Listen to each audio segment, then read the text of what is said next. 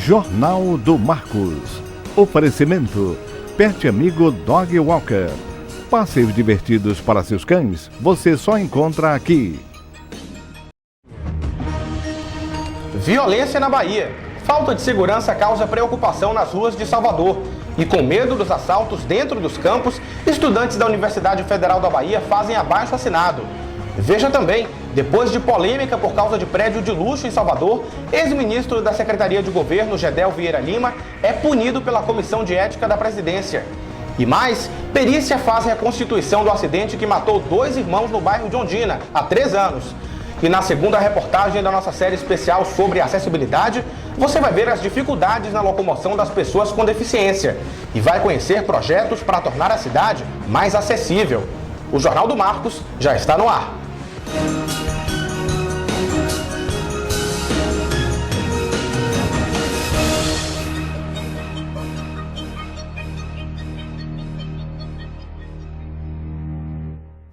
Olá, boa tarde para você.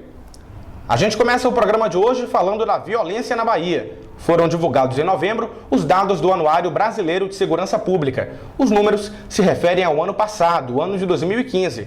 Em Salvador, a falta de segurança também preocupa. No fim do mês passado, estudantes da Universidade Federal da Bahia se reuniram para pedir justamente mais segurança nos campos. A mobilização que aconteceu no fim de novembro reuniu cerca de 200 pessoas no campus de Ondina, alunos inconformados com a quantidade de assaltos na Universidade Federal da Bahia. No chão e nas paredes, cartazes com pedidos de segurança. Nesse dá para ler perigo, risco de assalto. Ao longo da tarde, estudantes que passavam pelo local preenchiam um abaixo-assinado pedindo o fim da violência dentro e fora da instituição. A gente se juntou para criar pautas, justamente para propor no evento e para propor à reitoria.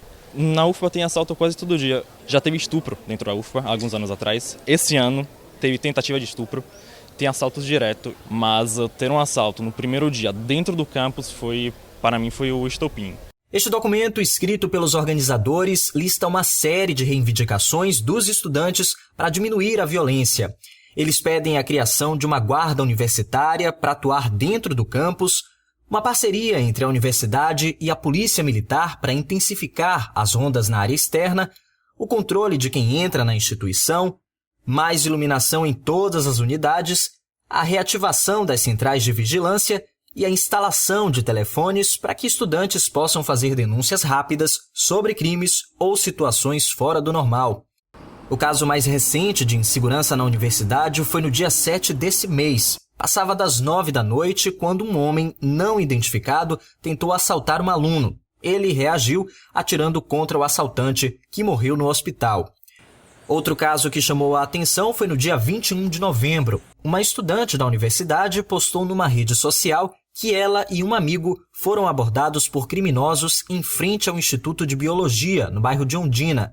No relato, ela diz que teve todos os pertences roubados. Para quem estuda na universidade, os casos de violência assustam. Tá um absurdo, a gente não pode mais andar dentro do campus, estudar com tranquilidade. Insegurança total, acho que tem que tomar uma providência rápido e uma providência efetiva. De acordo com o reitor da UFBA, João Carlos Salles, dentro do campus, 500 vigilantes e 370 porteiros cuidam da segurança de alunos e professores. Atualmente, R$ 3.400.000 por mês são destinados à segurança da universidade, valor que representa cerca de 30% dos custos da instituição. O reitor reconhece, no entanto, que esses números não têm sido suficientes para garantir a segurança e lista novas medidas que a faculdade vai tomar a partir da primeira semana de janeiro. Vamos estar monitorando o acesso de automóveis, vamos estar, além disso, tomando medidas para o cadastramento de veículos e outras medidas importantes, como aumento do número de câmeras, medidas constantes de poda, de iluminação. Vamos ter um portal da segurança, no qual a comunidade vai poder notificar melhor, não só episódios, mas até mesmo indicar lugares que precisam ser iluminados e lugares que precisam ser mais bem cuidados. Vamos tomar ações, sim, para que o nosso espaço continue aberto à sociedade, mas, ao mesmo tempo, ele continue mais tranquilo e mais seguro. O reitor também cita uma parceria entre a universidade e a Secretaria de Segurança Pública para aumentar o policiamento do lado de fora do campus. é importante registrar que tudo isso está sendo feito em parceria, em diálogo também com as forças de segurança pública, e estamos avançando para assinar um convênio que vai ainda intensificar mais a prevenção de episódios no nosso entorno, uma ronda mais efetiva em nosso entorno. Mas não são só os alunos da Universidade Federal da Bahia que estão preocupados com a violência. A quantidade de crimes registrada todos os dias em Salvador preocupa muita gente, principalmente quando o fim de ano se aproxima. Essa época agora de dezembro, no final de ano, é a pior época que tem para a violência, né? Os bandidos estão aproveitando, principalmente essa época, né? Final de ano, a segurança tem que ser dobrada. E os números não mentem. De acordo com o Anuário Brasileiro de Segurança Pública 2016, no ano passado, a Bahia registrou 5.708 homicídios, 5.421 ocorrências policiais, 207 latrocínios, que são os roubos seguidos de morte, e 124 casos de lesão corporal seguida de morte. Nós procuramos a Secretaria de Segurança Pública da Bahia para comentar os números do anuário. Por meio de nota, o órgão afirmou que o método usado para a contagem de homicídios na Bahia é diferente do de outros estados envolvidos na pesquisa, o que torna as comparações e os dados incorretos. Ainda segundo a Secretaria, 2015 foi o 5º ano consecutivo na redução do número e da taxa de homicídios. O órgão explica que, em 2011, quando o programa Pacto pela Vida foi criado, a taxa era de 56,8 homicídios a cada 100 mil habitantes. Em 2015, 4 anos depois da criação do programa, a taxa caiu para 44,2. Sobre a violência nessa época de fim de ano, a Secretaria afirma que na semana passada lançou a Operação Verão, que aumenta em mais de 20 mil o número de postos de trabalho na alta estação para garantir a segurança de baianos e turistas. Por fim, a SSP faz uma crítica à falta de verbas federais destinadas à segurança e diz que todos os esforços partem apenas do governo do estado por meio da arrecadação de impostos. Você viu aí que nesse período do ano a preocupação com a segurança é maior, mas não é só a segurança que merece atenção não, viu? É que com a aproximação das festas de fim de ano, como Natal e Ano Novo, aumenta a procura por alimentos típicos dessa época. Peru, panetone, chester, uva passa, enfim. Só que alguns desses alimentos podem causar prejuízo para nós consumidores, já que nem todos os produtos seguem as normas determinadas. Na semana passada, agentes do IBAMetro, o Instituto Baiano de Metrologia e Qualidade, estiveram nas ruas para fiscalizar os alimentos e retirar das prateleiras aqueles que apresentassem alguma irregularidade. Por exemplo, o peso diferente do que é informado na embalagem. Os técnicos, como você vê aí, pesavam as embalagens e conferiam se o peso indicado correspondia ao que aparecia na balança. Vale lembrar que, além dos alimentos, também foram fiscalizados brinquedos. Isso porque muitos deles podem causar acidentes entre as crianças. A gente conversou com o diretor-geral do IBAMetro, Anderson Leal, que deu detalhes da fiscalização. Vamos ver. Ao identificar o produto irregular, nós notificamos o estabelecimento comercial, ele tem que nos apresentar nota fiscal de onde ele comprou aquele produto. Caso ele não tenha, ele vai ser multado e a multa varia de R$ 1.500 a R$ 1,5 milhão. E no caso dos brinquedos, o que é levado em conta na fiscalização? Isso, principalmente na questão dos brinquedos, nós verificamos o selo do Inmetro. Isso é a garantia que aquele produto passou por diversos testes, né? Teste químico, teste elétrico, teste toxicológico. Claro que a gente dá 3 dicas importantes, né, que os pais, os responsáveis, possam adquirir produtos seguros. Primeiro é verificar se efetivamente ele tem aquele selo. A outra garantia que a gente dá também, que ele tem que verificar, é a questão da faixa etária. Tem que ter os produtos, os brinquedos, tem que ter a indicação da faixa etária. Além disso, o manual de instruções tem que vir em língua portuguesa. São 3 características que o consumidor pode levar um produto mais seguro para a sua residência. Olha, na semana passada, o ex-ministro da Secretaria de Governo, Gedel Vieira Lima, foi punido pela Comissão de Ética da Presidência da República. A comissão aprovou por unanimidade a decisão de que Gedel deve sofrer uma censura pública, isso é, uma espécie de advertência. O motivo foi o episódio envolvendo Gedel e o ex-ministro da Cultura, Marcelo Calero. Tudo teria começado quando, segundo Calero, Gedel o pressionou a liberar a construção de um prédio que fica numa área tombada daqui de Salvador. A gente preparou uma reportagem para você entender um pouquinho mais sobre essa história. A decisão da Comissão de Ética foi unânime. Na quinta-feira da semana passada, os 6 integrantes da comissão chegaram a um consenso. O ex-ministro da Secretaria de Governo, Gedel Vieira Lima, deve sofrer uma censura pública, ou seja, é como se ele passasse a ter uma mancha no currículo. Para o relator do caso na comissão, Marcelo Figueiredo, Gedel se aproveitou do cargo que exercia no governo para defender interesses pessoais. O relatório dessa comissão foi encaminhado ao Ministério Público Federal. Agora, cabe aos procuradores da República analisarem se, além de infringir normas éticas, Gedel também transgrediu leis da área penal, civil ou administrativa.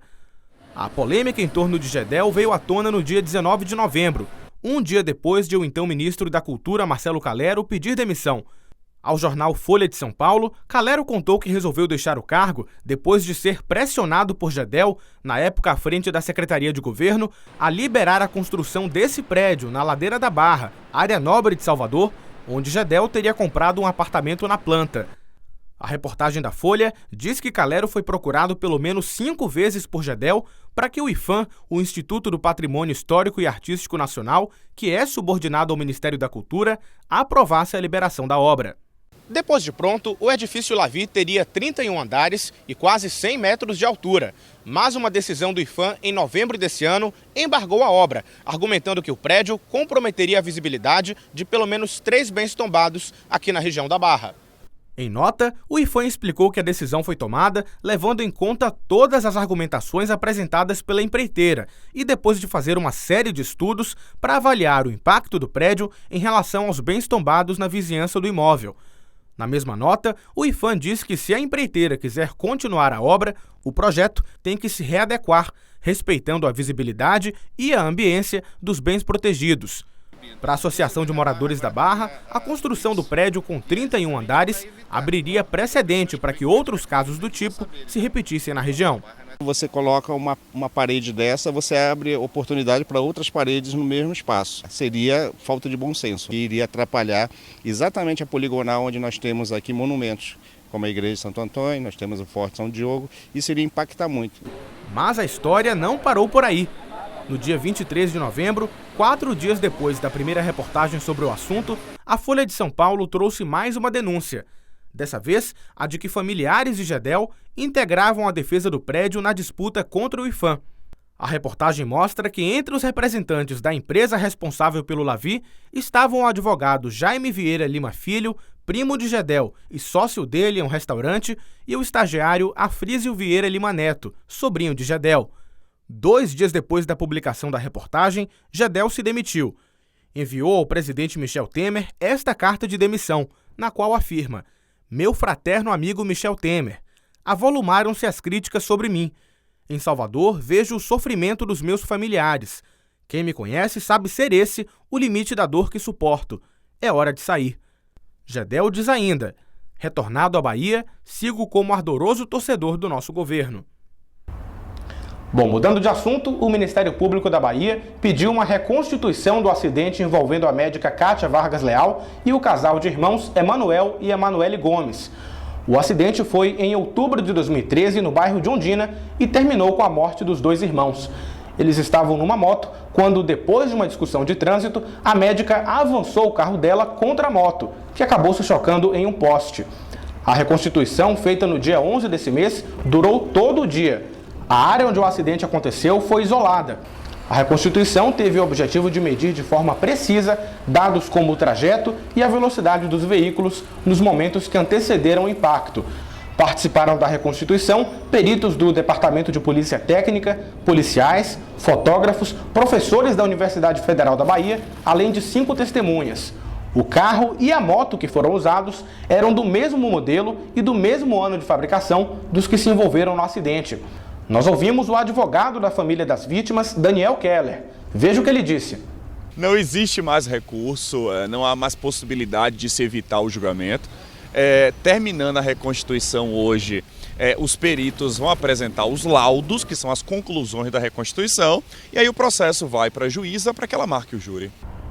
Veja agora o que foi destaque durante a semana.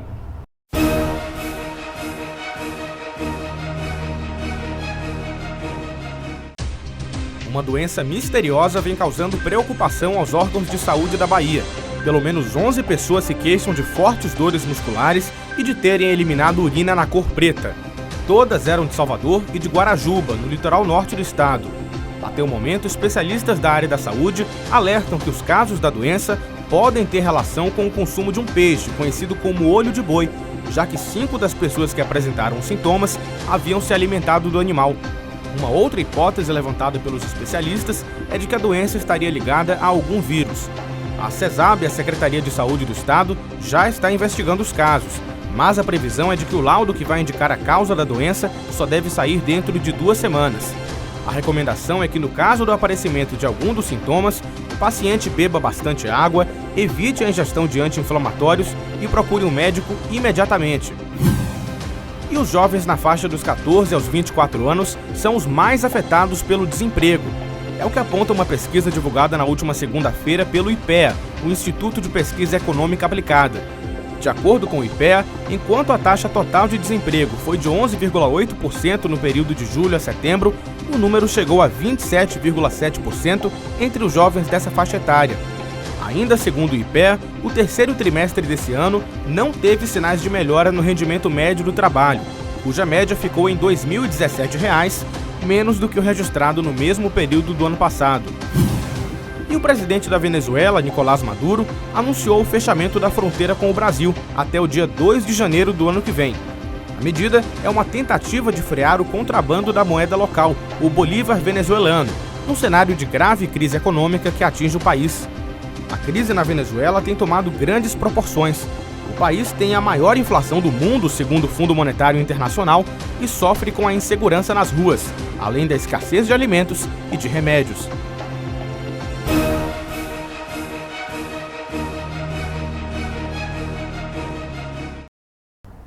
Vamos falar de coisa boa? O verão começou nessa quarta-feira, essa que é uma das estações mais esperadas do ano, só que para quem gosta do colorido das flores, a primavera já está deixando saudade. E para marcar a chegada dela, da primavera, música, arte e o perfume das flores tomaram conta de Salvador. Coloridas, perfumadas e cheias de vida. As flores encantam e não por acaso tem uma estação do ano só para elas. Uma estação alegre, bonita, que todos comemoram, né? Até os pássaros também fazem a festa. Entre os dias 21 e 30 de setembro, a capital baiana recebeu o Festival da Primavera. O evento aconteceu simultaneamente em vários bairros da cidade. No Rio Vermelho, teve expositores de plantas, de artesanato e até de roupas. O produtor cultural Ney Gomes é um dos organizadores. Ele fala da experiência de estar à frente de um evento do tipo. A gente tá amando, porque flores, né? Flores, planta, é uma coisa que tem muito a ver com o nosso trabalho de família, de trazer as crianças para ter contato com a plantinha. E eu acho que essa vivência é bem bacana, de estar na praça, ocupando o espaço público, o retorno das famílias para a praça, que é o nosso interesse, assim, e o que a gente vem buscando. Sim, pela manhã as exposições trouxeram muita gente aqui para o Rio Vermelho. À noite os shows lotaram a região. Agora, por exemplo, quem se apresenta é a cantora Maria Gadu.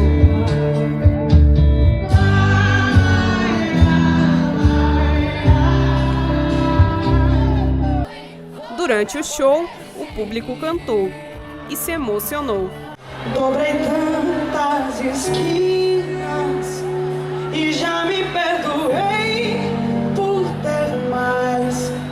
Depois, Maria Gadu conversou com a imprensa. Ela falou da sensação de voltar a se apresentar em Salvador e da relação de amizade com o público. Cara, eu fico feliz, eu sempre fui muito bem recebida aqui, desde a primeira vez que eu toquei aqui. Eu acho que esse lance de você vai construindo a sua carreira e vai voltando nos lugares, você vai construindo uma amizade com o povo, né? Então você já começa a reconhecer as pessoas que vão ao seu show. São já alguns anos que a gente vem se namorando, assim. Então eu olho ali pra plateia, eu reconheço uma galera, assim. A gente fica se dando oi, porque vai criando uma intimidade, eu acho. Para o presidente da Saltura, a empresa Salvador Turismo, o festival foi um sucesso. Dinamiza o espaço público, faz com que o soteropolitano volte a frequentar as ruas da cidade, dá vibração para a cidade. Então, assim, eu acho que o festival é isso, é essa mistura de gente famosa, de gente que está começando, de gente que já fez sucesso no passado e está fazendo sucesso de novo. Acho que é tudo isso, a gente mistura tudo isso, chacoalha e vira o Festival da Primavera. Na edição passada do Jornal do Marcos, nós começamos a exibir uma série especial de reportagens sobre acessibilidade. Hoje, na segunda reportagem da série, a gente fala das dificuldades na locomoção de pessoas com deficiência e mostra os projetos que existem para melhorar o ir e vir dessas pessoas aqui em Salvador.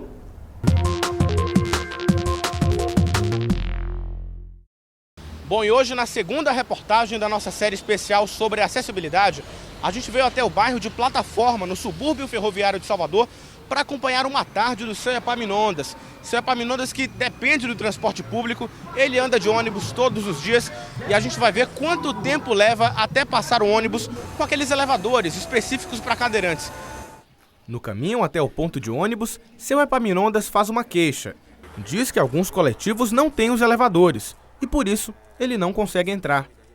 Epaminondas também reclama que alguns motoristas passam direto quando notam um cadeirante no ponto. E quando acontece de um motorista parar, nem sempre o elevador funciona.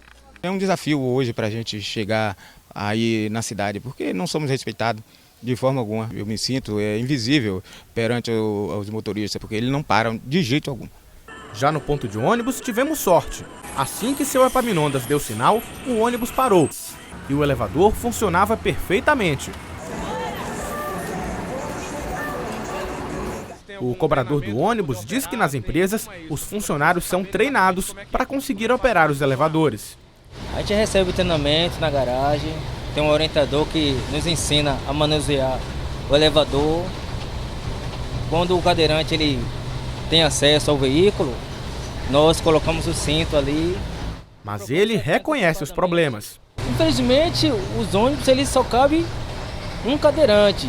Seria bom se fosse um espaço maior para pelo menos pegar 2, 3 cadeirantes. Tem ônibus que não traz o conforto devido para essas pessoas, mas a realidade é essa. Para o secretário da Mobilidade, Fábio Mota, a acessibilidade nos ônibus não depende só dos elevadores. Ele diz, por exemplo, que se um ônibus possui 3 portas e entrada pela direita, é possível considerá-lo acessível, mesmo que ele não tenha elevador. A condição de acessibilidade para o transporte público não é só elevadores. Nós temos 4% dos ônibus na cidade que ainda não tem elevador, mas que esses ônibus têm outros itens que também permitem a acessibilidade. Você tem 3 portas, você entra pela direita, então esse conceito ele é muito amplo e está sendo discutido em diversas áreas da justiça. Ainda de acordo com Fábio Mota, nos casos em que o elevador apresentar algum problema, o passageiro deve denunciar. Nós temos uma frota de média de 4 anos da cidade, uma das frotas mais novas do país. Mesmo assim acontece você ter o equipamento com defeito. Se acontecer isso, tem que denunciar, porque o elevador que está rodando na cidade ele tem que funcionar. Já sobre a crítica de que alguns motoristas não param nos pontos quando vem um cadeirante, Fábio Mota diz que a secretaria notifica todos esses casos. Ele completa dizendo que a secretaria possui um Centro de Controle Operacional, o CCO, onde os ônibus são monitorados 24 horas por dia. Assim, é possível saber quando o motorista queima a parada. Hoje nós temos um sistema aqui embaixo, que é o CCO, que nós sabemos se o ônibus parou ou não no ponto, se ele está no itinerário correto, qual a velocidade que ele está. Então, nós hoje não precisamos estar na rua para fazer a gestão e a fiscalização do transporte público. Então, quando o ônibus não para no ponto, nós sabemos aqui que ele não parou no ponto e a autuação ela é automática. Andar por Salvador nem sempre é algo fácil. Além de ser uma cidade cheia de ladeiras, a falta de conservação das calçadas às vezes dificulta, problema que é ainda maior para quem é cego ou cadeirante. Por isso, em 2014, a cidade criou o projeto Eu Curto Meu Passeio, que prevê reforma nas calçadas e a instalação de pistas táteis. A gente conversou com a coordenadora do projeto, Ana Kelly Marques, que falou um pouco mais sobre a iniciativa. A ideia do Eu Curto Meu Passeio não é somente estar requalificando o passeio, reformando o passeio, mas também que esse passeio ele seja acessível para qualquer pessoa. Para o cadeirante é muito importante que ele esteja caminhando numa calçada que seja plana, que não tenha obstáculos como piquetes. E é importante também que tenham as rampas de acesso, principalmente nos locais onde tem travessias de pedestres. E para a pessoa que tem baixa visibilidade ou deficiência visual, é importante ter a sinalização tátil, que ela é pintada numa cor diferente da cor do piso original, justamente para que as pessoas que tenham baixa visibilidade possam destacar esse piso. e também para que as pessoas que têm deficiência visual consigam se guiar por meio dessa sinalização tátil. Ana Kelly explica que, no caso de imóveis particulares, se a calçada não estiver seguindo as normas de acessibilidade, o dono recebe uma notificação. O Eu Curto Meu Passeio ele abrange tanto os imóveis particulares quanto as áreas públicas, que são as praças e os canteiros. Nos imóveis particulares, a Secretaria de Urbanismo, a SUCOM, vai aos imóveis com os agentes de fiscalização que notificam os proprietários, dando um prazo de 90 dias para executar o passeio, conforme o modelo que é fornecido pela própria Prefeitura. O vice-presidente da Associação Baiana de Cegos elogia o projeto, mas encontra falhas que poderiam ser melhoradas. A intenção do projeto é boa. Onde que o projeto peca? Exatamente no momento em que a Prefeitura estabelece que o passeio é de responsabilidade do proprietário do imóvel. E aí o erro desse projeto é exatamente isso, que um imóvel vem e coloca um piso tátil, e o outro não coloca. Então, você chega em determinados lugares que você tem 3, 4 metros de piso tátil, e ali interrompe. E isso é terrível para a pessoa que está andando. Um outro problema é a falta de padronização desse piso tátil. Ele está sendo instalado, muitas vezes, sem seguir padrões até estabelecido pela BNT. O problema é que tem pessoas que colocam um piso com base nessa lei e outros colocam aleatoriamente. Antônio também critica a falta de acessibilidade em Salvador. Salvador é uma das cidades mais inacessíveis que nós temos hoje. Então, lá está o piso tátil, que é um equipamento público de utilidade relevante para uma locomoção independente, autônoma da pessoa cega, mas por essa sociedade ainda não ter essa consciência, ela vai lá e coloca um obstáculo em cima, como os orelhões, carro em cima do passeio, lixeiras em lugares inadequados, enfim, todo tipo de obstáculo que é posto na calçada e que muitas das vezes em cima até do piso tátil. Pois é, você viu aí a dificuldade que é para as pessoas com deficiência conseguirem se locomover pela cidade. Rampas, piso tátil e calçadas sem muitas oscilações são fundamentais para que essas pessoas consigam exercer o direito de ir e vir. Mas e nos estabelecimentos privados, como shoppings, bancos e universidades? Como será o trabalho nesses ambientes para se adequar às normas de acessibilidade? Para responder essa pergunta, a gente veio até essa faculdade na Avenida Paralela.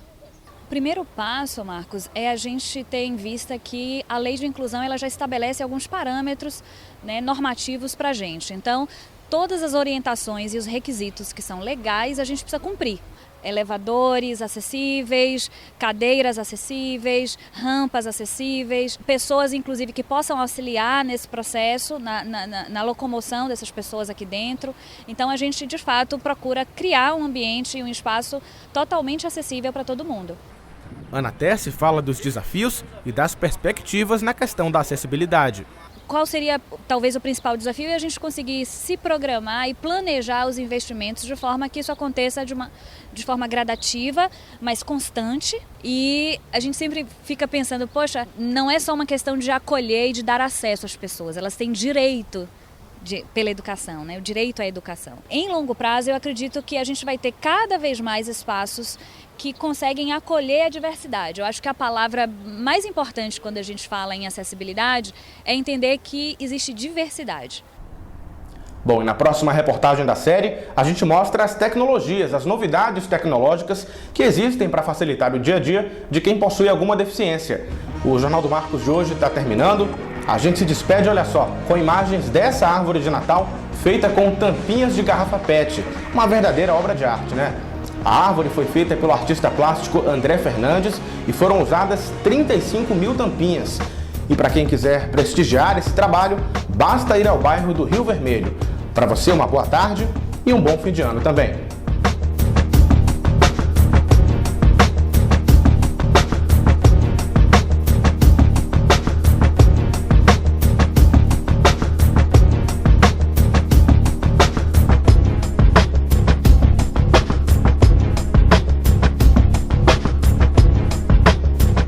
Jornal do Marcos.